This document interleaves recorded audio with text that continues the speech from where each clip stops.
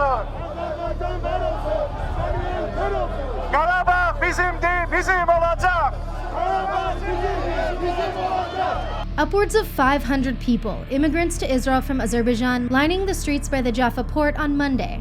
The protest, organized by the Azerbaijan House, the Azerbaijan Jewish diaspora organization in Israel, coming in response to the latest Armenian provocation against Azerbaijan, the most recent outbreak of violence in a decades-long conflict over the Nagorno-Karabakh and surrounding regions of Azerbaijan.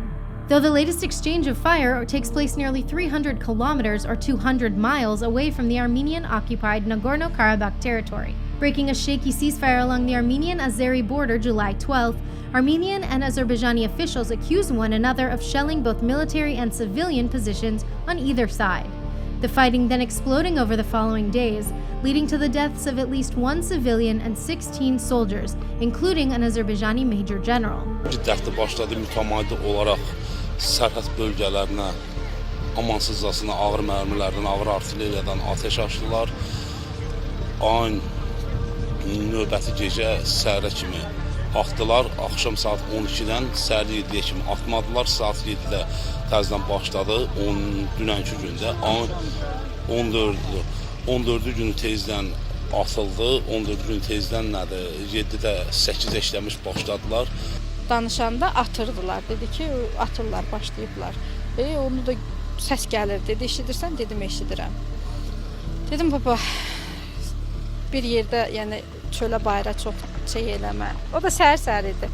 Yəqin kuxlanın qabağında olub düz. Yəqin ki, çörək yiyib çıxırmış o yana keçməyəmi, yəni necə mərmi düşüb. Yəni onu... Yəni ölən vaxtı, mərmi düşən vaxtı yanında heç kim olmuyor. Thousands of protesters gathering in the Azeri capital of Baku then, marching in solidarity with the Azeri army and chanting, "Karabakh, our homeland is indivisible."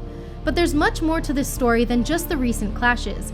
The Nagorno-Karabakh conflict, beginning with the disintegration of the Soviet Union in the late 1980s, has never really ended. Both former Soviet nations, Azerbaijan and Armenia, lay claim to the region between them. The international community, though, does recognize Nagorno-Karabakh and the 7 adjacent regions occupied by Armenia as sovereign Azerbaijan territory. Now, meanwhile, back in Israel, the 400-strong demonstration marched through the southern Tel Aviv Jaffa port, arriving at the Armenian Cultural Center and Armenian Church. Protest organizers explaining, though, that the demonstration was peaceful and not intent on provoking the Armenian Culture Center or the church. Rather, as citizens of Israel, they simply felt that as Armenia has no official representation in Israel, the Armenian Culture Center and church were the most suitable spot for the rally.